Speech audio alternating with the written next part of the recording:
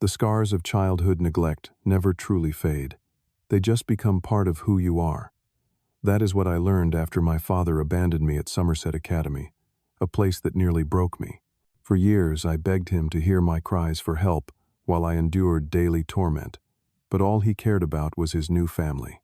Now, 15 years later, he is alone and desperate for a relationship, crying that I have abandoned him. The irony is not lost on me.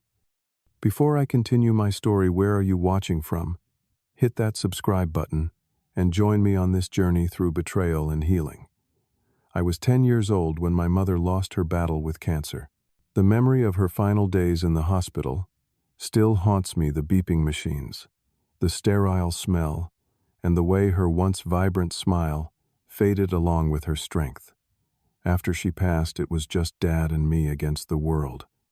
Despite his demanding career as a corporate lawyer, he made time for me during those first difficult months. We developed weekend rituals that became our sacred time together. Every Saturday morning, we would drive out to Lake Champlain with our fishing gear loaded in his old pickup truck. Those quiet mornings on the water created a space where we could both process our grief. Dad taught me how to bait a hook, cast a line, and wait patiently for the fish to bite. "Life is about patience, Fritz," he would say, his voice carrying across the still morning water. "Good things come to those who wait." When we were not fishing, Dad encouraged my growing interest in science. My bedroom became a makeshift laboratory, filled with microscopes, chemistry sets, and astronomy books. He even built me a special desk with extra shelves to house my expanding collection of specimens and rocks. On my 12th birthday, he surprised me with a professional telescope. We spent that entire night in the backyard mapping constellations and discussing the vastness of the universe. "You have your mother's curiosity," he told me, his eyes reflecting the starlight. "Never lose that, son." Our life was not perfect, but it was ours. We had created a new normal after Mom's passing. Dad and I had our own language of inside jokes and shared memories. I thought nothing could break the bond we had forged through our shared grief. I was wrong. Everything changed.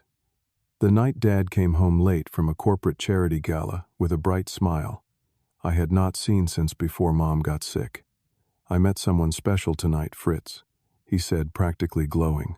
Her name was Pamela Reynolds, a pharmaceutical sales executive who had apparently captivated my father with her charm, intelligence, and, as I would soon learn, her calculating ambition. Their courtship moved at a dizzying pace. Weekend fishing trips were replaced by fancy dinners at restaurants, where I was expected to sit quietly and behave while they discussed topics that excluded me. My science projects that once covered the dining room table were relegated to my bedroom to make space for Pamela's extravagant flower arrangements and design magazines. Just 6 months after they met, Dad announced they were getting married. No discussion, no consideration of how this might affect me. It was a fait accompli. "She makes me happy, Fritz," he said when I expressed my concerns about the rush. "Do you not want your old man to be happy again?" Of course I wanted him to be happy. I just did not want to be erased in the process. The wedding was a lavish affair at a country club with hundreds of guests, most of whom I had never met. I stood awkwardly in my too-tight suit while Pamela's friends cooed over how brave I was. Dad was too busy networking with Pamela's affluent connections to notice my discomfort. From the beginning, it was clear that Pamela viewed me as an inconvenience rather than a stepson to nurture. She made small, seemingly well-intentioned suggestions about my appearance, my hobbies, my mannerisms, always framed as helpful advice, but delivered with a subtle undercurrent of criticism. Perhaps Fritz would benefit from a more structured environment, she would tell Dad over dinner. He seemed so unfocused. This despite my straight-A grades and the science fair trophy sitting on our mantel. I tried to form a connection with her. I truly did. I helped with household chores without being asked. I expressed interest in her work. I even attempted to like the strange fusion cuisine she insisted on serving for dinner. But nothing I did seemed good enough. There was always something slightly wrong with my efforts, something that needed correction or improvement. When Pamela announced she was pregnant just 3 months after the wedding, I watched what remained of my relationship with Dad crumble before my eyes. The nursery planning consumed our household. My scientific equipment was moved to the basement to make room for the baby's things. The telescope gathered dust, our stargazing nights forgotten. The twins Adam and Abigail were born when I was just turning 13. They were tiny, red-faced bundles that commanded every ounce of attention in our home. Dad transformed overnight into a doting father to these new children in a way that made my heart ache. He changed diapers, sang lullabies, and took family leave from work, things he had never done for me. "You are the big brother now, Fritz," he told me with a hand on my shoulder. "They are going to look up to you." What he meant, as it turned out, was that I was expected to become an unpaid babysitter. While Dad and Pamela attended social functions, I was left in charge of the twins with only cursory instructions and a list of emergency numbers. I was 13 years old and suddenly responsible for 2 infants while trying to maintain my grades and what little remained of my own childhood. The few times I expressed feeling overwhelmed, Pamela would sigh dramatically. "Fritz is being difficult again," she would tell Dad, as though I was not standing right there. "I worry about his attitude." Dad started working longer hours, arriving home after I had gone to bed and leaving before I woke up. Our communication reduced to hastily scribbled notes and brief text messages. The fishing gear gathered cobwebs in the garage. The man who had once been my best friend became a stranger in our home. Then came the dinner that would change everything. Dad picked me up from school one Friday, a rarity that initially excited me, and took me to a steakhouse we used to visit on special occasions.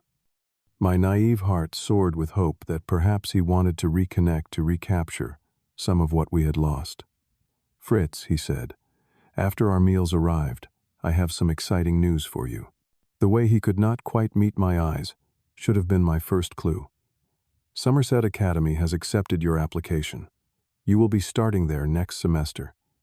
I froze, my fork suspended midway to my mouth. "What application? What is Somerset Academy?" "One of the finest boarding schools in the Northeast," he replied with forced enthusiasm. "Pamela and I submitted an application on your behalf. The headmaster was very impressed with your academic record." The steak turned to ash in my mouth as I processed what he was saying. They had made this life-altering decision without even consulting me. "You are sending me away." My voice cracked with the weight of betrayal. "Think of it as an opportunity, son. The connections you will make there, the education you will receive, these are advantages I never had. This is for your future." But even as he spoke about my future, I could see the truth in his eyes. This was not about providing me with opportunities. This was about removing me from the equation, so he and Pamela could focus on their new family without the complication of a teenager from his previous life. "This will build character," Dad continued, reciting what sounded like a practiced speech. "It will make you independent, prepare you for the real world." What he did not say, what he did not need to say, was that I was being discarded to make room for the family he actually wanted. The family that did not include me. Somerset Academy loomed like a fortress against the gray January sky as Dad's car pulled through the wrought iron gates. Gothic spires reached toward the clouds, and ancient brick buildings formed an imposing quadrangle that would become my prison for the next 4 years. "Impressive is not it," Dad said, breaking the silence that had lingered between us during the entire 3-hour drive. I did not respond. What was there to say? My suitcases were packed in the trunk. My bedroom at home was already being converted into a playroom for the twins. There was no going back. The administration building was all dark wood paneling and portraits of stern-faced men who had led the institution through its 200-year history. Headmaster Blackwell, a tall man with silver hair and cold eyes, greeted my father with the warmth reserved for generous donors, but barely acknowledged my presence. "We will shape him into a fine young man, Mr. Anderson Blackwell," assured my father. "Somerset has a reputation for turning boys into gentlemen." The goodbye was brief and awkward. Dad attempted to hug me, but I stood rigid in his embrace. "This is for the best, Fritz," he whispered. "You will thank me someday." As his car disappeared down the long driveway, I felt a hollow sensation in my chest. I was 13 years old and completely alone. A student prefect named Thomas led me to Whitmore Hall, my assigned dormitory. The building smelled of floor polish and musty books. My room was on the 3rd floor, a Spartan space with twin beds, 2 desks, and a shared closet. "You are with Jackson Wellington Thomas," informed me, dropping my suitcase unceremoniously by the door. "His father sits on the board of trustees, so tread carefully." The warning in his tone was unmistakable. I spent that first night curled on my bed, listening to the unfamiliar creaks and groans of the old building, trying not to cry audibly in case my roommate returned. Jackson had not been there when I arrived, but his side of the room was clearly marked by expensive possessions and sports trophies. I already felt outclassed and outmatched. The academic rigor of Somerset was unlike anything I had experienced in public school. 6 days a week of classes, mandatory study halls every evening, and a curriculum designed to break and rebuild us according to the Somerset mold. Latin, Greek, advanced mathematics, and literature dominated our days, while military-style physical education ensured we had no energy left for mischief. Minor infractions resulted in demerits that led to punishments, ranging from lost privileges to public reprimands or manual labor. Being late to breakfast meant scrubbing pots in the kitchen after dinner. A missed assignment resulted in Saturday detention. A wrinkled uniform earned a public dressing down during morning assembly. I tried desperately to fit in, to find my place in the rigid social hierarchy. But Somerset was a breeding ground for privilege and cruelty, where family names and bank accounts determined your worth more than character or intellect. Jackson Wellington emerged as my personal tormentor within days of my arrival.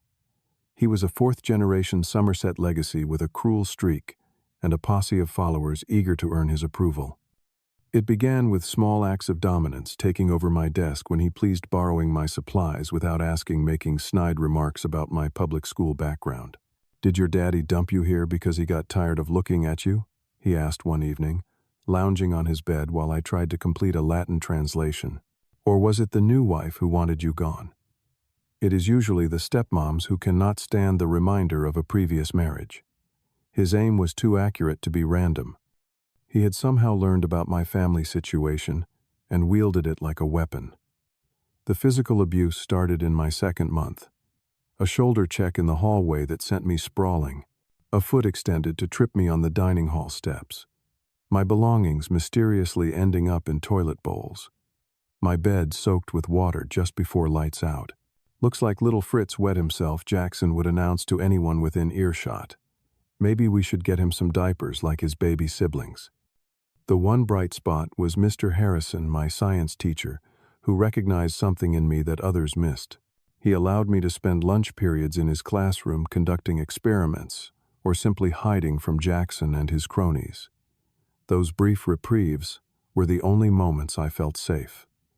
"You have a brilliant mind, Fritz, Mr. Harrison told me once while we dissected a frog together. "Do not let this place dim your light."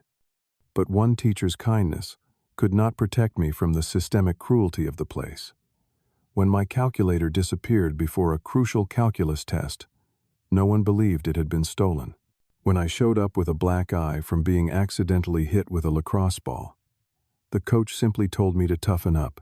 When my history paper was stolen and destroyed the night before it was due, I received a failing grade despite my explanation. After 2 months of escalating abuse, I made my first desperate call home. I waited until I knew Dad would be home from work, using the payphone in the dormitory hallway, since personal cell phones were confiscated during the week. "Dad," I said, when he finally answered, my voice shaking. "I need to come home. There are some guys here who Fritz, every boy goes through an adjustment period," he interrupted. "This is just part of growing up. Boys will be boys. You do not understand. They are hurting me. Jackson Wellington locked me in a storage closet overnight. The prefects are looking the other way because his dad is on the board." There was a pause, and I heard Pamela's voice in the background. Then Dad's tone changed, becoming firmer. "You need to learn to handle these situations yourself, son. Stand up for yourself. Make some friends. You cannot run home at the first sign of trouble. First sign, Dad. I have been here for months, and it is getting worse, not better." Please, just listen, I have to go, Fritz. The twins need attention. We will talk more on visiting day, okay? Hang in there. The line went dead before I could respond. The hollow feeling in my chest expanded until I could barely breathe. He had not heard me. Or worse, he had heard but did not care. Future calls yielded similar results. Either Dad was too busy to talk, or Pamela intercepted the calls with her saccharine voice, telling me how character-building my experiences were. Each rejection reinforced the message I was on my own. I developed survival mechanisms. I mapped out hidden corners of campus where I could disappear during free periods. I became a ghost between classes, moving quickly and keeping to walls. I ate breakfast early and dinner late to avoid the dining hall rush. I excelled academically because it was the one area where I had some control, where I could prove my worth to myself if no one else. In my second semester, I met Trevor, another outcast, who had learned to navigate Somerset's treacherous social waters. With thick glasses and a stutter, he had endured his own version of hell before finding invisibility. We formed a tentative alliance, sharing hiding spots and warning each other about Jackson's whereabouts. Never let them see you cry, Trevor advised after finding me bruised behind the gymnasium. That is what they want. But even with Trevor's friendship and Mr. Harrison's subtle protection, Somerset remained a waking nightmare. The worst came after I finally gathered the courage to report Jackson for stealing and destroying my chemistry project. Months of work ruined in a vindictive instant. The headmaster called us both to his office, listened to our stories, and then dismissed us with a warning about making unfounded accusations that seemed directed more at me than at Jackson. That evening, Jackson and 4 of his friends cornered me in the dormitory shower room. Thought you could rat me out public school. Jackson sneered, his fist connecting with my stomach before I could respond. Time to learn what happens to snitches at Somerset. What followed was 20 minutes of systematic brutality. They took turns holding me down and hitting me careful to target areas that would be covered by clothing. By the time they finished, my ribs were bruised. My arm was broken from being twisted behind my back, and I had a concussion from my head being slammed against the tile wall. The school nurse documented my injuries as a sports accident despite my broken whispers trying to tell the truth.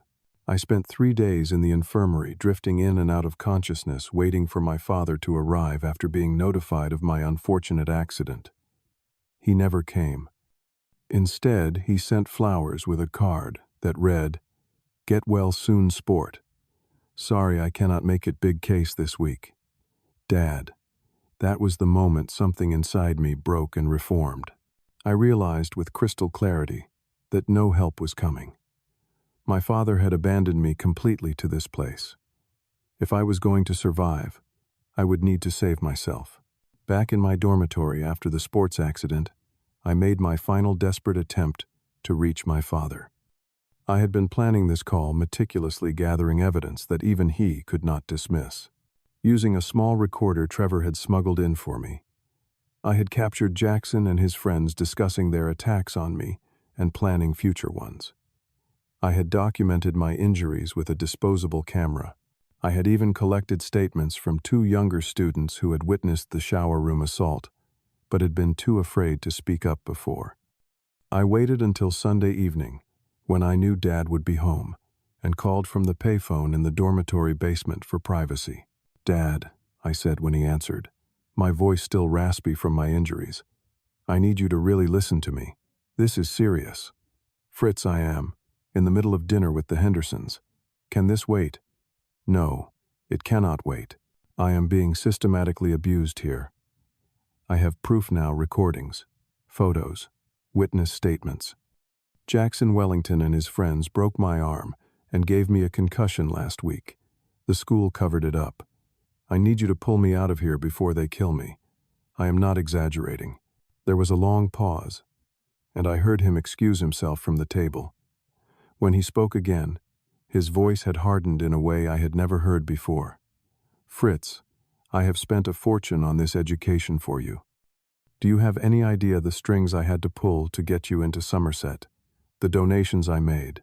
This is about your future. Dad, please." "No, you listen to me. Life is not always easy.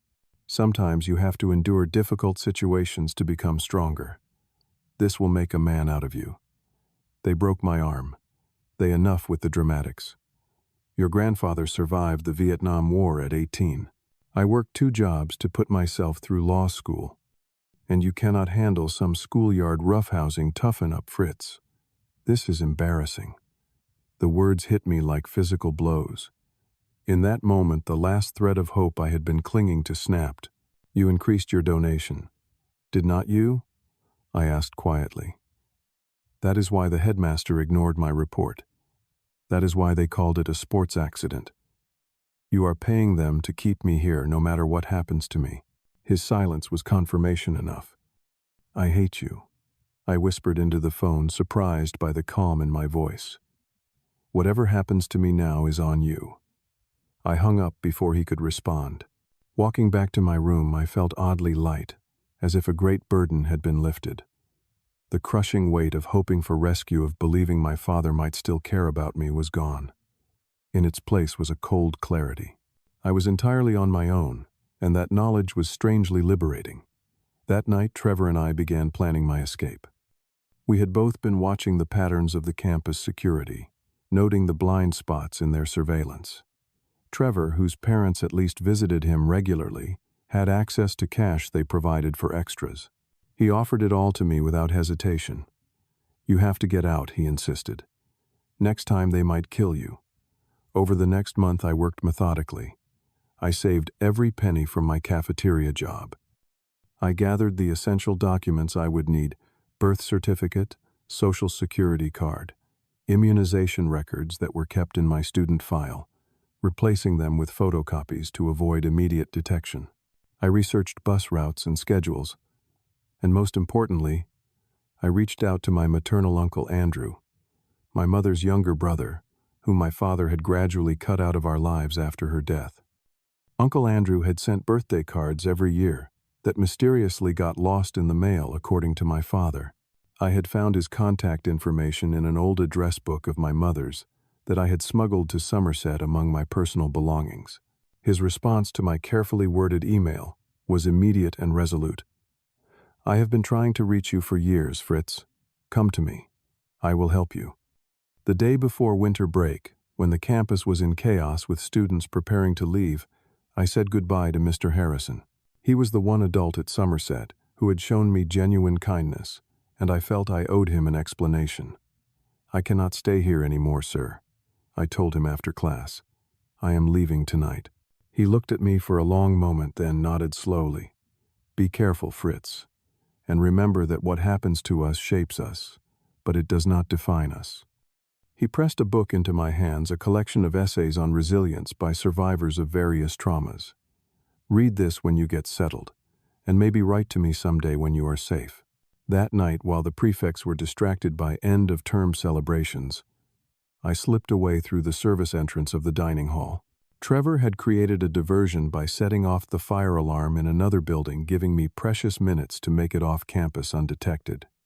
With nothing but a backpack containing clothes, my documents, and Mr. Harrison's book, I ran through the darkness toward the main road.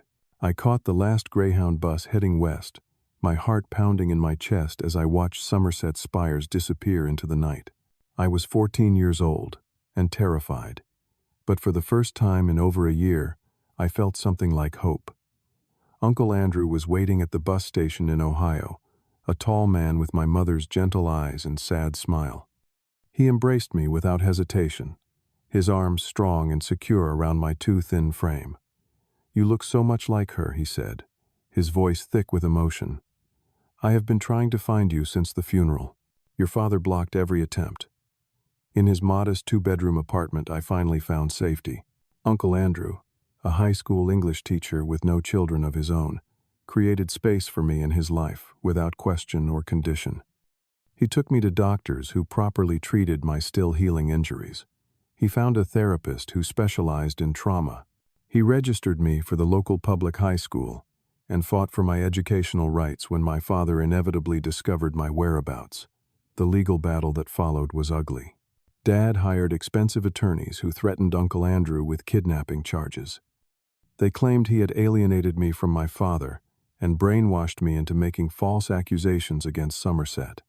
But when the judge interviewed me privately and saw the medical documentation of my injuries, the tide turned. My father's attempt to force my return failed, and temporary custody was granted to Uncle Andrew while a more thorough investigation proceeded. 6 months later, my father appeared unannounced at Uncle Andrew's apartment. I was home alone working on homework when the doorbell rang. Opening it to find my father standing there, disheveled eyes bloodshot, sent a shock of fear through my system. "Fritz," he said, his voice breaking. "Come home. Please. This has gone on long enough." I stood in the doorway, blocking his entry, suddenly aware that I had grown several inches since he had last seen me. I was no longer the frightened child he had abandoned. "This is my home now," I replied, surprised by the steadiness in my voice. "You cannot just cut me out of your life. I am your father. You cut me out first," I said simply. "You sent me away to be tortured because your new wife did not want me around." His face contorted with rage and then crumpled into desperation. "I made a mistake." "Okay, is that what you want to hear? I made a mistake, but you are punishing me by running away." "I did not run away. I escaped. There is a difference." "Please, Fritz. The twins ask about you. They miss their big brother."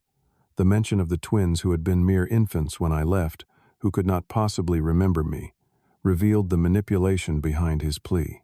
He was not here because he missed me or regretted his actions. He was here because his narrative of the perfect family had been disrupted.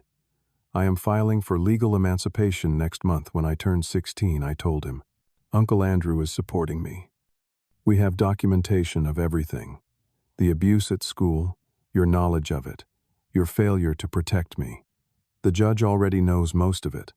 If you fight this, everything will become part of the public record." The color drained from his face. His reputation, his standing in the community, his carefully constructed image, all would be threatened by the truth coming to light. "You would do that to me? After everything I have done for you? What exactly have you done for me, Dad? Name one thing in the past 2 years that was for my benefit and not for your convenience." His silence was answer enough. "Please leave," I said quietly. "Any communication should go through our attorneys from now on." As he turned to go, shoulders slumped in defeat, I felt no satisfaction, no vindication, only a profound sadness for what might have been and the relationship we would never recover. 2 months later, I was granted legal emancipation. I continued living with Uncle Andrew by choice, finishing high school with honors, and earning a full scholarship to study psychology at the University of Michigan. Throughout college, my father made sporadic attempts to re-establish contact emails on holidays. The occasional letter, once even a package of my childhood belongings that Pamela had apparently found while cleaning out the attic. I never responded. Each communication was like reopening a wound that was trying to heal. I needed the clean break, the distance to build my own life, without the shadow of his betrayal looming over me. 14 years have passed since I escaped Somerset Academy. I am now 28, with a doctorate in clinical psychology and a specialization in adolescent trauma. My practice focuses on helping young people who have experienced family betrayal and institutional abuse. Kids whose stories echo my own, but who might have better outcomes with the right support. My life is full in ways I never imagined possible during those dark days at Somerset. I have built a chosen family of close friends who know my history and love me anyway. I am in a committed relationship with Samantha, a pediatric nurse whose compassion rivals her intellect.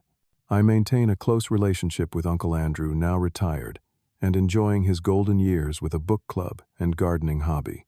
I still see my therapist monthly, not because I am broken, but because I understand the importance of maintaining mental health through ongoing reflection and support. The nightmares about Somerset have largely subsided, though they still visit me during times of stress. The physical scars have faded, but I will always carry an awareness of how quickly security can be shattered, how conditional some love can be. My father's life took a different trajectory. 3 years ago, after 15 years of marriage, Pamela filed for divorce, taking the twins, by then teenagers themselves, and half of everything he owned. According to Uncle Andrew, who still lives in the same community, and hears the gossip, Pamela had been having an affair with a younger colleague for years. The twins, now 18 and starting college, sided with their mother in the divorce, leaving my father entirely alone. His health deteriorated rapidly after the divorce. A minor heart attack followed by high blood pressure and the early stages of type 2 diabetes, stress-related conditions, exacerbated by loneliness and regret. He lost his partnership at the law firm, either stepping down or being pushed out due to declining performance. And then last month he launched what his friends probably view as a heartbreaking campaign to reconnect with his long-lost son. Facebook posts tagged with my name. Public appeals about finding my boy. Tearful video messages claiming he has changed and realizes what matters now. A GoFundMe to help reunite a broken family that thankfully raised almost nothing. I monitored these developments from a safe distance, feeling a complex mixture of emotions: pity, residual anger, and a strange detachment, as if watching a movie about someone else's life. Then last week he crossed a line. He showed up at my office during business hours, barging past my receptionist with a bouquet of lilies, my mother's favorite flower, a detail he must have remembered after all these years. "Fritz," he said, standing in my therapy room where a teenage client had been sitting just minutes before. "Please just give me 5 minutes." I remained seated, maintaining the calm demeanor I had cultivated through years of therapeutic training. "You need to leave. I have patients scheduled. I have been trying to reach you for years. You have blocked me on every platform, returned every letter. What am I supposed to do?" "Respect my boundaries," I replied evenly. "That would be a start." His face crumpled, the flowers dropping to his side. "Do you have any idea what it is like to be abandoned by your own child? To have your son cut you out of his life completely? It is killing me, Fritz. Literally killing me." The irony of his statement was so profound that I almost laughed. "Almost. You abandoned me first," I said simply. "You sent a 13-year-old boy to a place where he was systematically abused, and when he begged you for help, you told him to toughen up. You made your choice very clear. I was wrong. I admitted I was wrong, and I have paid for it every day since you left." "No, Dad. You have paid for it since Pamela left. There is a difference." His shoulders slumped as the truth of my words hit him. "Please," he whispered. "I have no one else." For the first time I truly looked at him, this broken man who had once been my hero. His hair had gone completely gray. Deep lines etched his face. His expensive suit hung loosely on his frame. He looked older than his 55 years, worn down by consequences of his own making. "I cannot be what you want me to be," I told him gently but firmly. "I cannot be the son who forgives all and makes everything better. Too much has happened. The best I can offer is this. I will read one letter from you, one chance to say whatever you need to say. After that, I will decide if there is any path forward for us. But it will be on my terms, not yours." He opened his mouth as if to argue, then closed it again. With a small nod, he placed the flowers on my desk and left without another word. His letter arrived 3 days later, 12 handwritten pages of apology, explanation, and desperate hope. He detailed his regrets, acknowledged the damage he had done, and described the emptiness of his current existence. He claimed to understand why I had cut him off, and admitted he would have done the same in my position. After reading it twice, I consulted with my therapist about whether limited contact might be possible without compromising my own well-being. Together we crafted boundaries that would allow me to offer my father a measure of closure while protecting myself from being drawn back into unhealthy patterns. I sent a brief email outlining my terms. We could meet once in a public place with my partner present as support. There would be no physical contact, no gifts, no melodrama. If this meeting went well, we might progress to occasional email exchanges. Anything more would depend on his consistent respect for my boundaries over time. To my surprise, he accepted these terms without argument. Last weekend, we met at a neutral coffee shop, halfway between our homes. Samantha sat beside me, her steady presence, an anchor as I faced the architect of my childhood trauma. "Thank you for coming," he said, hands wrapped around his coffee mug to hide their trembling. "I want to be clear," I responded. "I am here to listen, not to absolve. I do not owe you forgiveness, and you are not entitled to a relationship with me simply because of biology." He nodded, eyes downcast. "I understand." For the next hour we engaged in the most honest conversation we had ever had. He spoke of his own fears and failings, his need to please Pamela, his misguided belief that Somerset would provide opportunities he never had. I shared how his abandonment had affected me, the nightmares that persisted, the trust issues I still work through in therapy. There were no tearful reconciliations, no dramatic embraces. When we parted, it was with the tentative acknowledgement that while the past could not be undone, the future remained unwritten. Whether he would be part of that future depended entirely on his ability to respect my autonomy and boundaries going forward. As I reflect on this journey from abandoned child to self-sufficient adult, I am struck by how trauma shapes, but need not define us. The pain my father inflicted became the cornerstone of my professional calling to help others. The absence of his protection taught me to stand firmly in my own power. His failure as a parent inspired me to build connections based on choice rather than obligation. Breaking cycles of trauma requires more than survival. It demands conscious choice at every crossroad. Every time I choose compassion over cruelty, boundaries, over abandonment, healing over hurting, I rewrite the narrative that was handed to me. I may carry scars from Somerset and from my father's betrayal, but I carry them as badges of resilience rather than marks of victimhood. The lesson I share with my clients, and now with you, is this: we cannot choose what happens to us, but we can choose how we respond. We can choose what we build from the wreckage. We can choose who belongs in our lives based on how they treat us, not what they are called or what blood we share. Have you ever had to make the difficult decision to distance yourself from family for your own well-being? I would love to hear your stories in the comments below. Remember that sharing your experience might help someone else feel less alone in their journey. If this story resonated with you, please hit the like button and subscribe to join our community of survivors and thrivers. Thank you for listening. And remember, your past may shape you, but your future belongs entirely to you.